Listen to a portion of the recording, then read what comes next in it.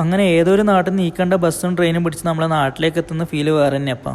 അങ്ങനെ നമ്മളെ കണ്ണൂർക്കാർക്ക് ഒരു ശീലമുണ്ട് ഇപ്പം. എവിടെയും പോയിട്ട് വന്ന് ആദ്യം പോയിട്ട് വല്ല പറശ്ശിനിക്കടവിലേക്കാണ്.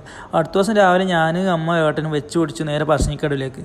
ഉത്രാടത്തിൻ്റെ തന്നായോണ്ട് ഞാൻ വിചാരിച്ച് നല്ല തിരക്കുണ്ടാവും. ഞാൻ പ്രതീക്ഷ തിരക്കൊന്നും ഉണ്ടായിട്ടാണ്. നേരെ അങ്ങനെ പറശ്ശിനിലേക്ക് എത്തി.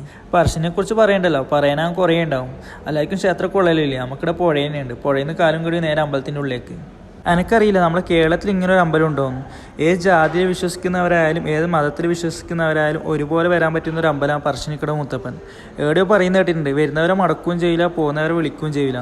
എൻ്റെ ഒരു കാര്യം എന്ന് വെച്ചാൽ എന്ത് സന്തോഷമായാലും എന്ത് സങ്കടമായാലും ഞാൻ ഇവിടെ വന്നിട്ട് പറയാറുണ്ട്. ഞാൻ പറഞ്ഞു കഴിഞ്ഞിട്ട് മനസ്സിന് കിട്ടുന്ന സന്തോഷമുണ്ടല്ലോ, അത് വേറെ തന്നെ. അപ്പം ഇനി അടുത്തവരെ കാണുന്ന പ്രതീക്ഷയോടെ ഞാൻ അമ്പലത്തിൽ നിന്ന് കീഞ്ഞ് പറശ്ശിനിയിൽ വന്നിട്ട് മമ്പേറും ചായയും കുടിക്കാണ്ട് പോയാൽ മനസ്സിന് എന്തോ ഇടങ്ങാറാണ്. ഇപ്പം കാണാൻ ചായ രസമില്ലെങ്കിൽ കിട്ടുന്ന ഫീല് സൂപ്പറാണ്. അങ്ങനെ ചായയും കുടിച്ച് കഴിഞ്ഞിട്ട് നേരെ അമ്മേനും കൂട്ടി നേരെ ചന്തയിലേക്ക് വിട്ടു. അങ്ങനെ ദുൽഖർ ലക്കി ഭാസ്കറിൽ പറയുന്ന പോലെ മോൻ അത്രയും സമ്പാദിച്ചിട്ടുണ്ട്, വേണ്ട എടുത്തു പറഞ്ഞു. അങ്ങനെ രാവിലത്തെ പരിപാടിയെല്ലാം കഴിഞ്ഞിട്ട് ഞാൻ രാത്രിക്കൊന്ന് ചായ കുടിക്കാൻ പോകുന്ന അപാരതയാണെന്ന്. അങ്ങനെ വീട്ടിൽ നിന്ന് കുളിച്ചിറങ്ങി ഞാൻ ഒന്നും കൂടി സോപ്പ് ഏക്കാണ്ട് ഇരുന്ന് വിളിച്ച്. ഇനി അടുത്ത സ്ക്രീനിൽ കാണുന്ന പ്രതീക്ഷയോടെ ബായ്.